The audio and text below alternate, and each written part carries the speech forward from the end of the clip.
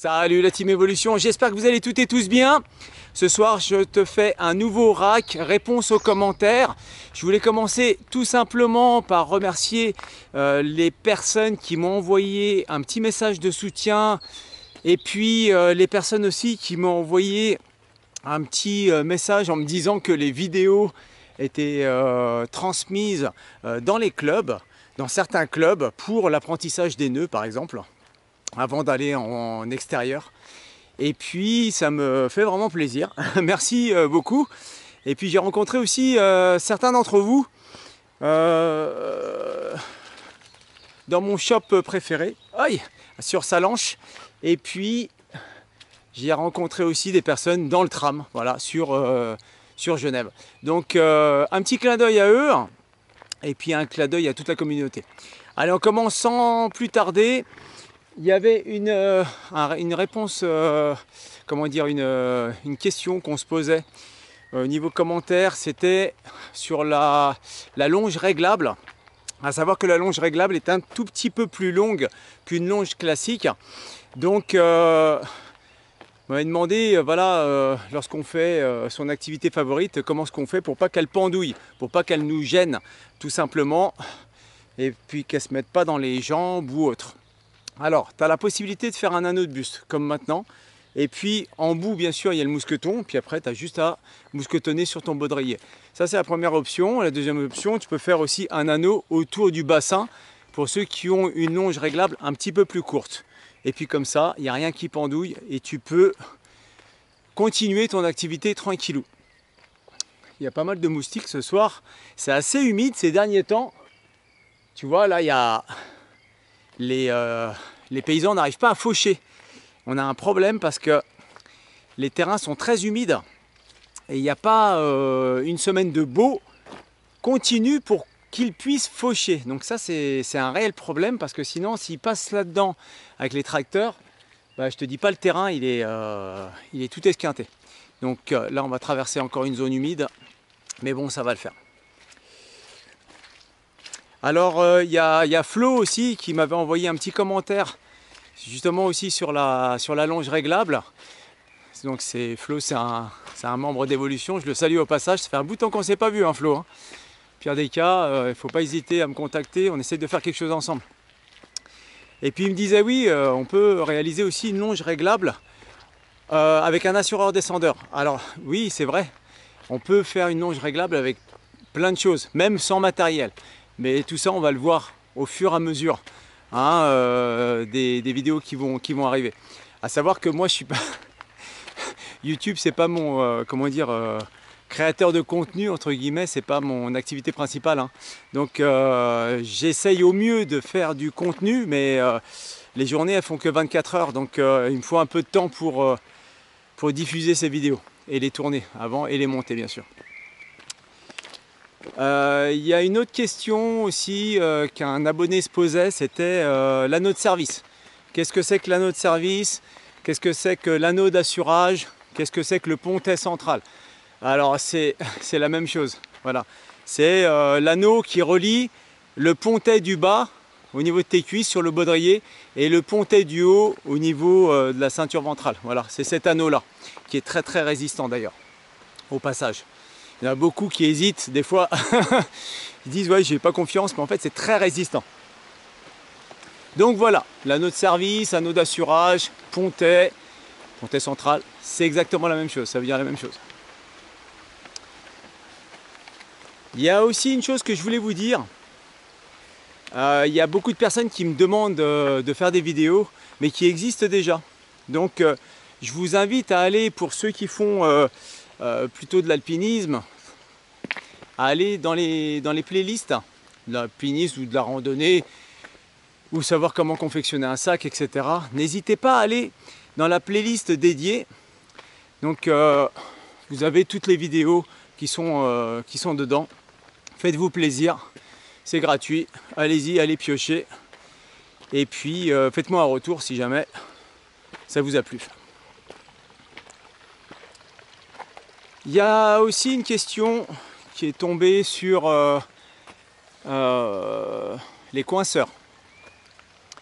Alors les coinceurs, Vous m'avez dit, ouais, Simeon, ça serait bien, tu parles des coinceurs dans le matériel d'escalade, mais par contre, faut expliquer aux gens comment les placer parce que c'est dangereux si on les place mal.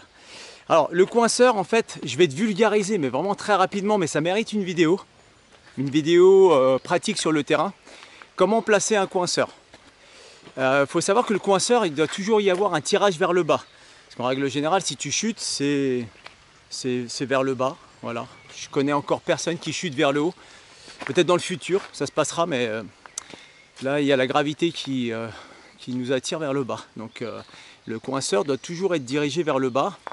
Et puis, bien choisir les fissures, qu'elles soient solides.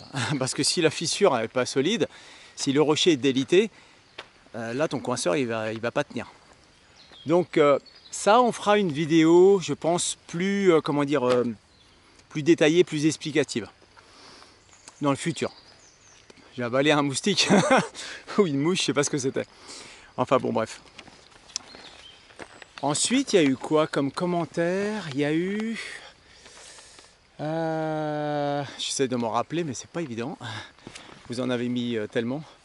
Oui, alors, il y a une personne qui me disait, ouais, c'est toujours mieux d'avoir les compétences quand on va sur le terrain en montagne. Oui, oui, tout à fait. Quand tu vas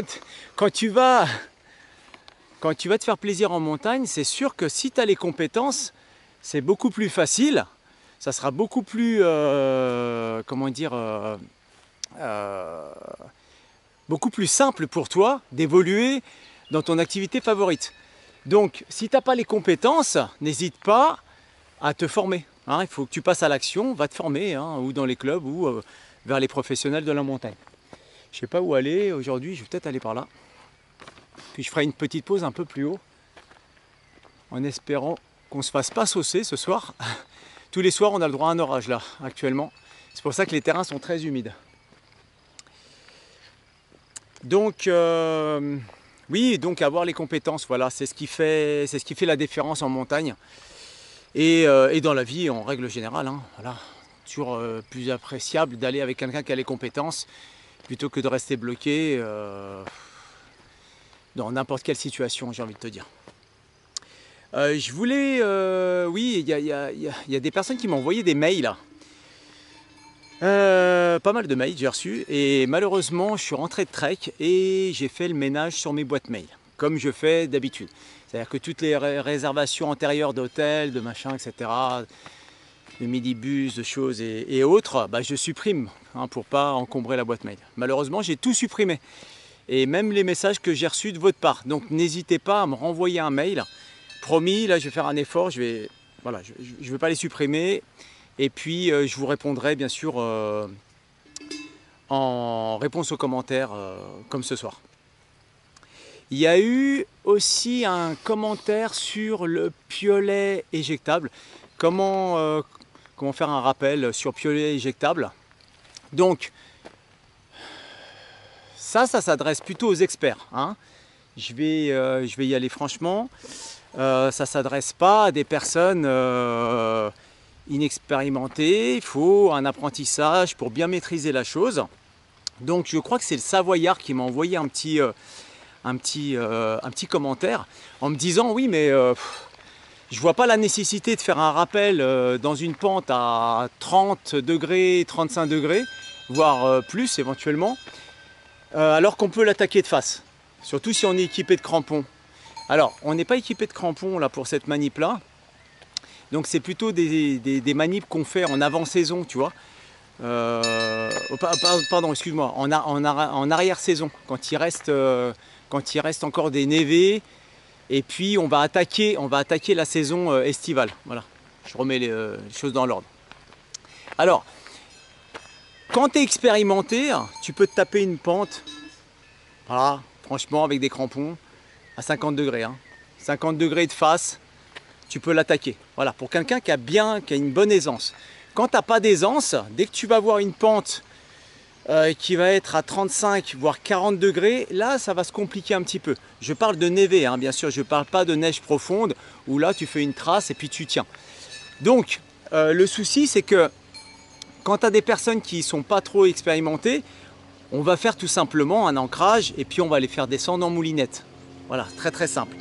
Mais par contre, quand la fatigue se fait sentir, tu fais une course à deux par exemple hein, avec un de tes potes, et puis la fatigue se fait sentir, et que les conditions météo commencent à changer, et que la visibilité sur le terrain, on n'y voit plus grand chose, eh ben, la descente à rappel sur piolet éjectable, ça peut être pas mal. Voilà.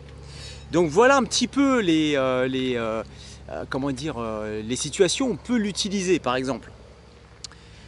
Moi, ça m'est arrivé une seule fois d'utiliser cette technique-là. Et après, bien sûr, je l'utilise pour les entraînements tout simplement. Voilà, uniquement pour ça. Athéna, viens, on va par ici, viens. Parce qu'il y a des travaux là-bas, on va éviter de les déranger. Allez, viens par ici. Bon, je te fais cette vidéo vraiment en live. Hein. Tu vois, juste derrière, il y a des travaux au niveau de la zone captée. Avec les orages qu'on a eu là, il y a eu pas mal de dégâts. Donc, pas mal de travaux derrière. Donc voilà le Savoyard, voilà pour la réponse. Donc des personnes qui sont pas trop à l'aise, ça peut être une grosse aide, tu vois, et puis ça va les rassurer. Une personne qui a guéri, voilà, il n'y a pas besoin de faire, de descente en rappel avec piolet éjectable. Mais c'est une compétence supplémentaire. Voilà, si tu le sais, des fois dans des pentes assez raides, tu peux l'utiliser. Alors, toujours pareil. Moi, j'invite les personnes, quand elles s'entraînent, à utiliser cette technique dans du 35 degrés. Tu vois, à peu près. Je l'ai déjà réalisé dans des pentes à 55 degrés. Tu vois, donc ça tient. Mais il faut être souple, il faut être doux. Voilà pourquoi je préconise de descendre un petit peu la pente pour l'entraînement. Alors, j'ai eu aussi un autre commentaire sur la descente en rappel. Est-ce que c'est impératif de mettre un autobloquant pour faire ta descente en rappel? Alors, il faut savoir qu'à l'époque, quand tu faisais une descente en rappel, tu mettais pas d'autobloquant. Bah, tu faisais ton demi-câble là, et puis tu passais ça dans ton mousqueton, voilà, et puis tu commençais ton rappel. Tu pouvais faire comme ça, tu pouvais passer la corde autour du corps et puis descendre en rappel. Tu pouvais aussi utiliser ton 8 et puis faire ta descente en rappel. Ça se fait toujours en canyon, hein, voilà, la technique est toujours utilisée, hein, ils utilisent un 8 et puis ils vont pas faire un autobloquant derrière. J'en ai vu, voilà. J'étais en train de faire une via ferrata, il y avait une descente en canyon juste à côté et puis les personnes n'utilisaient pas d'autobloquant. Alors, l'autobloquant, nous, on l'utilise maintenant. Pourquoi? Parce que, tout simplement, hein, parce qu'on s'est aperçu au fur et à mesure de l'évolution en escalade que des fois, tu pouvais avoir un malaise quoi, lors de ta descente en rappel. Et puis, c'est ton autobloquant qui te sauve la vie. Ça, c'est un premier exemple.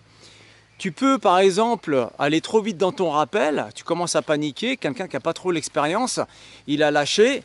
C'est l'autobloquant qui gère, tu vois, il a bloqué. C'est une sécurité supplémentaire. Il faut savoir que l'autobloquant, c'est ta sécurité. Et que l'assureur descendeur, c'est ton frein. Hein, c'est ce qui va te permettre de descendre en rappel, mais pas trop vite. Mais la sécurité, le bloqueur, c'est l'autobloquant. Hein, un Machar ou un Prusik. Tu utilises le nœud que tu veux. Voilà. Donc, c'est quand même mieux hein, l'utiliser, c'est pas mal. Et puis si tu veux faire un stop dans ta descente en rappel pour prendre une photo ou faire une vidéo, avec l'autobloquant, comme ça tu peux lâcher les mains et puis tu seras en sécurité. J'ai eu aussi un autre commentaire, alors ça je crois que je l'ai reçu par mail. C'est toujours pareil. Bon alors, je vais te redire ce soir, l'abonnement à la chaîne YouTube Evolution, c'est gratuit. Voilà, il n'y a rien à payer. Tout est gratuit. L'abonnement est gratuit. Quand tu mets la cloche en route pour recevoir les notifications, savoir quand il y a une vidéo qui sort, c'est gratuit. Voilà. Pour l'instant, tout est gratuit. J'ai bien dit pour l'instant. Pourquoi? Parce que dans le futur, peut-être, je ne sais pas, peut-être j'envisagerais de faire quelque chose payant. J'en sais rien. Mais pour l'instant, c'est gratuit. Donc profites-en, va piocher les vidéos, partage-les. Voilà, il y en a qui sont moins aguerris, donc n'hésite pas à partager les vidéos, comme ça la transmission de connaissances se fera tout simplement. Et puis, qu'est-ce que je voulais dire d'autre? Oui, il y avait une réponse, il y a eu un commentaire sur la réglementation bivouac. Alors, peut-être que je me suis fait mal comprendre dans une partie de la vidéo sur la réglementation en bivouac. Bon, bah là, c'est vraiment, comment dire, la réponse, c'est vraiment top. Pourquoi? Parce que là, je suis sur un terrain privé. Tu vois, là, je navigue sur un layon dans la forêt et on est sur un domaine privé. Et un peu plus loin, le propriétaire a verrouillé l'accès. Alors, qu'est-ce qui s'est passé? En fait, pourquoi je veux en venir sur comment dire, l'interdiction ou le règlement avec les ordures qu'on ne récupère pas. Là, il y a quelques années en arrière, ici, sur ce chemin-là, il y a eu je ne sais plus ce qu'il y a eu, une manifestation qui a été organisée. Je crois que c'était une course ou je ne sais pas quoi. Et ils avaient fait un stand de ravitaillement un peu plus loin sur le bitume. Et après, ils sont passés justement là où je suis en train de marcher actuellement. Donc toutes les pipettes là, enfin toutes les, je sais pas comment ça s'appelle, les gourdes de sucre là que les athlètes s'envoient, et ben après ils les ont pas mis dans leur poche, ils ont balancé sur le sentier. Et donc l'organisateur devait bien sûr tout ramasser. Qu'est-ce qui s'est passé? L'organisateur de la compète, il a rien ramassé du tout. Donc résultat, le proprio, il a dit bon bah vu que ça se passe comme ça, il n'y a pas de règlement, il n'a pas pondu un règlement, c'est chez lui. Hein. Il a carrément mis une espèce de barrière naturelle en bois, enfin il a fait tomber des arbres, etc. Puis il a mis un beau panneau, interdiction de passer. Voilà, tout simplement. En fait, c'est parce que si tout le monde respecterait en fait les lieux, il n'y aurait pas de règlement. C'est ça, je voulais juste venir à cette conclusion-là. Tant que tout le monde respecte les lieux, voilà, on récupère tout avec nous, bah, c'est tout bon quoi. Après, je suis d'accord sur les biotopes où c'est des endroits sensibles, comme les zones marines ou les zones côtières, ou des zones de montagne où il y a des plantes médicinales, etc.